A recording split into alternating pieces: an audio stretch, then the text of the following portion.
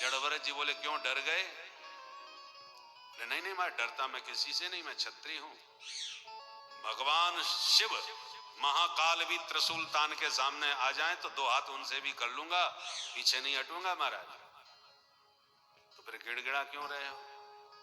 बोले मैं मरने से नहीं डरता। ना हम विशंके सुरराज वज्रात न त्रक्षशूलात न यमस्य दंडात नान्यर्क सौमा निलवित्तपाषाण शंके भृशं ब्रह्म कुलावमाना। डरता हूं तो ब्राह्मण कुल के अपमान से डरता हूं, बाकी किसी से नहीं डरता। ब्राह्मणों से इतना क्यों डरते हो भाई? बोले महाराज ब्राह्मण जब क्रोध करता है तो मारता नहीं है, सारे वंश को ही मेट डालता है। कुलम समूलम दहती, इसलिए ब्राह्मणों से मुझे भय है। जड़ भरत जी बोले हाँ तो हैं तो ब्राह्मण ही, परंतु खतरनाक बिल्कुल नहीं, डरो नहीं, जो कहना है खुल के कहो। बोले महाराज बुरा ना माने तो एक प्रश्न करना चाहता हूं। करो, पूछो। बोले महाराज आपने कहा ना मैं मोटा हूं पतला हूं, ये सब शरीर के धर्म है, मेरे नहीं। आपने कहा कि मुझे कोई सुख दुख भी नहीं होता, ये बात मेरे गले नहीं उतरी महाराज। भाई शरीर पे भार होगा या कोई भी कष्ट शरीर में दिया जाए तो निस्संदेह आपने सुई चुभोई तो त्वक इंद्रिय को उस कष्ट का अनुभव होगा। जब इंद्रियों को कष्ट होगा तो इंद्रियों का स्वामी मन है, मन में पीड़ा होगी। जब इंद्रियों को, शरीर को और मन को कष्ट हो रहा है तो आत्मा भी तो इस शरीर में ही विद्यमान है, तो आत्मा पर कष्ट क्यों नहीं पहुंचेगा? एक दृष्टांत से रघुगण ने अपनी बात कही। स्थाल्यग्नितापात् पयसोभितापः तत्तापतस्तंडुल गर्भरंध्री देहेन्द्रियश्वासय सन्निकर्षात् तत्संसृति पुरुषस्यानुरोधात्।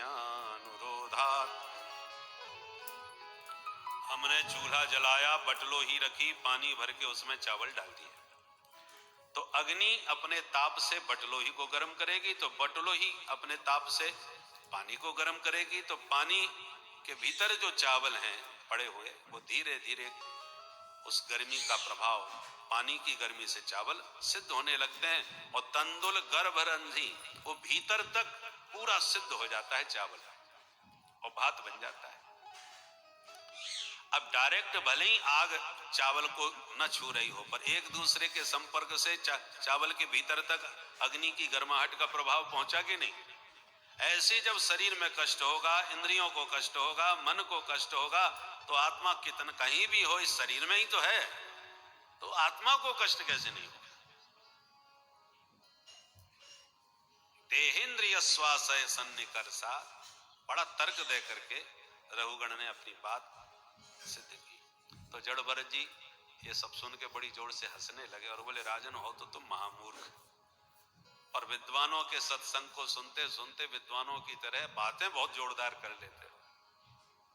अकोविद कोविदवाद वादान वदस्यतो नाति विदाम वरिष्ठ न सूरयो हि व्यवहारमेनम तत्त्वावमर्षेण सहा मनन्ति। अकोविद, कोविद माने विद्वान, अकोविद माने मूर्ख।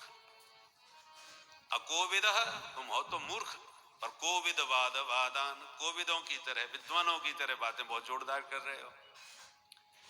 क्योंकि नसूरयो ही व्यवहार में नम, तुमने ये दृष्टांत दिया है ना, ये व्यवहारिक नहीं है। क्यों नहीं है महाराज? जड़ भरत जी ने कहा सुनो, तुम ये जो दृष्टांत दे रहे हो, बटलोही, पानी, चावल, अग्नि, ये सब सावयव पदार्थ हैं। इन चारों में से आप किसी को भी देख सकते हो, छू भी सकते हो, क्योंकि सावयव है। पर इस दृष्टांत से तुम जिस आत्मा के ऊपर घटा रहे हो, इस दृष्टांत को, आत्मा कोई सावयव पदार्थ नहीं, वो निरवयव तत्व है। जैसे अग्नि, पानी, चावल, इनको आप छू सकते हो, देख सकते हो, वैसे कोई आत्मा को देख सकता है क्या? आत्मा को पकड़ सकता है, छू सकता है क्या? नहीं, क्योंकि आत्मा अवयव रहित निरवयव तत्व है। जैसे कि आकाश, आकाश तत्व है पर आकाश निरवयव तत्व है। ये जो अवकाश है, खाली जगह, ये सब